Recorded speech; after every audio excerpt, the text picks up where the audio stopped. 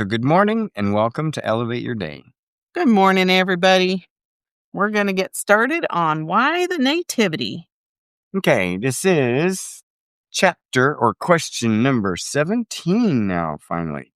17 out of 25.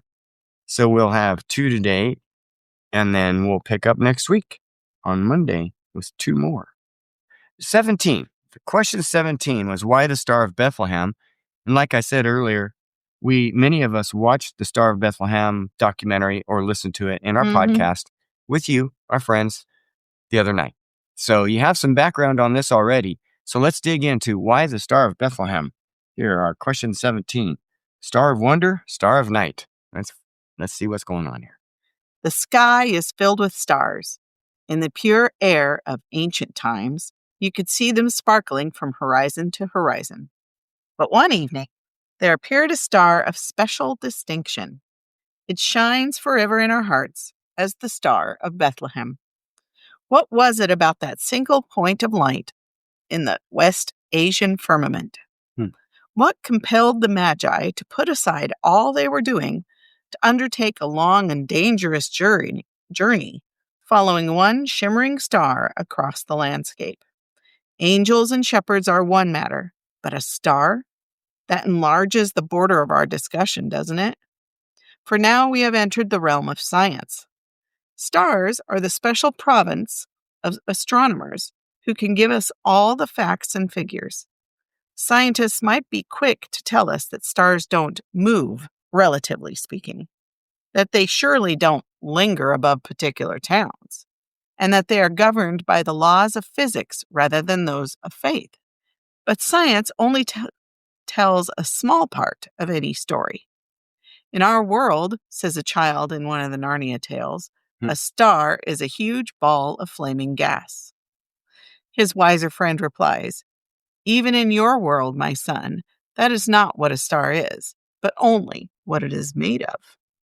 So there is more to this celestial body than its vital statistics. What can we know about the Star of Bethlehem? For one thing, it shines only in the 2nd chapter of Matthew. It makes no other biblical appearances. The scene is Jerusalem. Our friends, the wise men, are seen there one day asking questions concerning Jewish political affairs. The visitors themselves, of course, are non-Jews. They have brought their question to Jerusalem because they know it to be the religious and political capital of Judea. Where is the newborn king of the Jews? Asked the Eastern visitors. We saw his star as it rose, and we have come to worship him. Matthew 2:2. The question surely raises many eyebrows in a Roman-occupied city in the hustle and bustle of daily business. Jewish king? Such an idea is nearly laughable at the presence of Caesar's armies. Perhaps these tourists have arrived several centuries too late. Yet the wise men adopt a more cosmic view. They are astrologers, seeking to understand human events by reading the constellations. It is their habit to compare the skies to prophetic literature, including the Jewish scriptures. Those scrolls speak of a king of the Jews whose coming will be heralded by a star. Yeah, that's the key. They were going by history. I mean, it was written. Right. And so they had reason and they had science, and that was their job. So that's all makes sense. Right. Yet the wise men adopt a more cosmic view. So the Magi possess a copy of these scrolls. Among the most ancient of the writings is found this tantalizing reference. This is in Numbers 24:17. I see him, but not here and now. I perceive him, but far in the distant future. A star will rise from Jacob. A scepter will emerge from Israel. Numbers 24:17.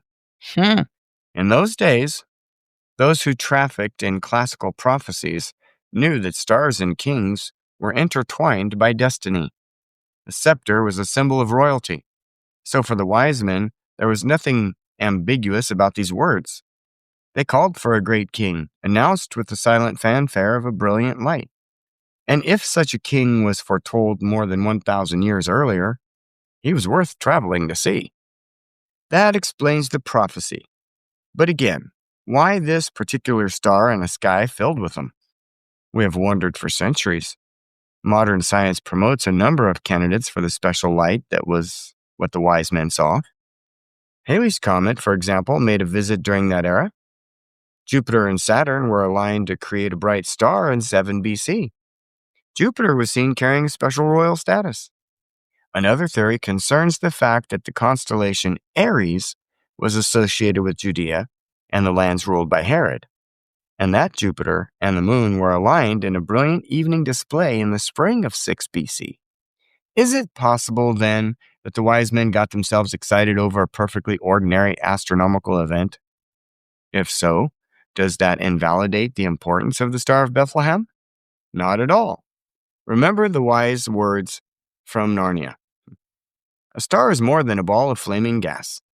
The constellations are governed not only by the laws of physics, but by the one who oversees those laws at every moment.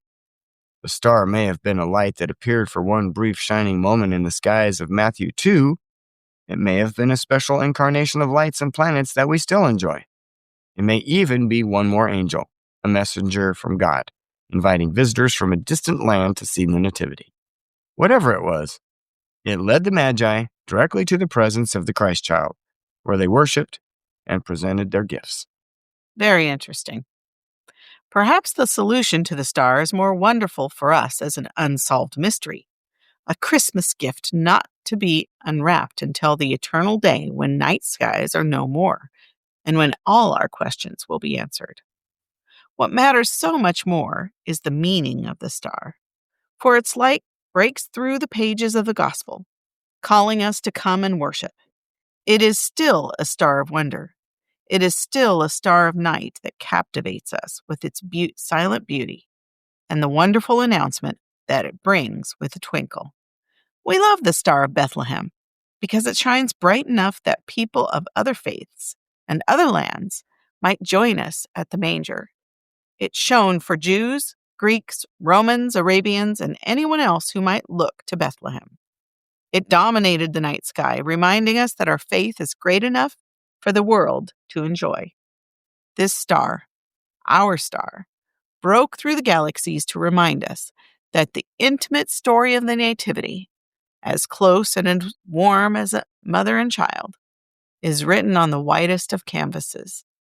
The tiny child is the Lord of creation. The star leads us to light of his presence.